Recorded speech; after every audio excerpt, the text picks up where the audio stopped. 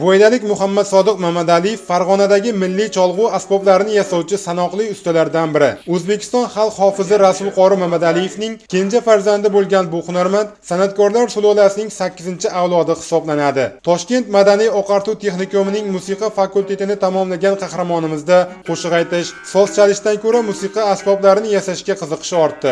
Shu sohaning siru amolini o'zlashtirdi. Muhammad Sodiq aka bugun shogirdlari bilan milliy sozlarni yasabgina qolmay, yangicha rubob, yangicha shashtor, yangicha g'ijjak yaratdi. Rubobda zamonaviylikni aks ettirdi. Bu musiqa asbobini maktab o'quvchilariga mos hajmdagilarini ishlab chiqdi. Masalan, yangicha soz, Navro'z g'ijjagiga e'tibor qaratsak, yangilanish bayrami arafasida tayyorlanganligi uchun shu bayram nomi berilgan sozning barcha qismlari yog'ochdan ishlangan, teridan foydalanilmagan. Qopqoqni o'rniga baliq teri ishlatilgani uchun issiqda soz ko'tarilib ketadi, sovuqda soz tushib ketadi. Anchalik issiq sovuqda ochiq havoda chalishga qulay emas.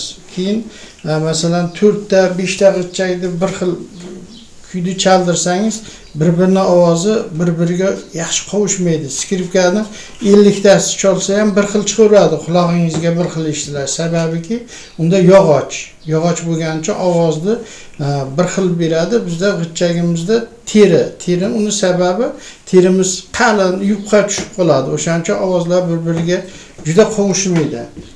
O'shaning uchun biz shuni hisobini olib, biz mana shu Navro'z g'ijjagini yasadik.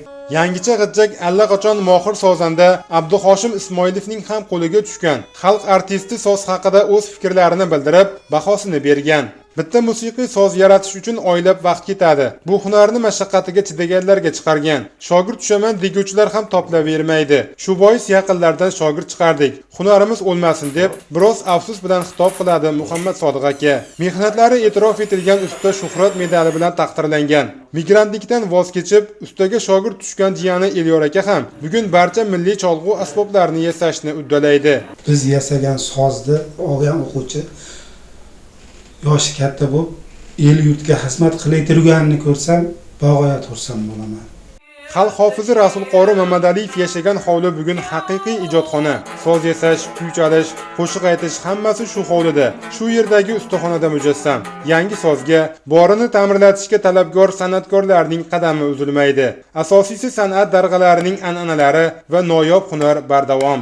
Islom Nishonov, Iqbol Yusupov, Farg'onadan.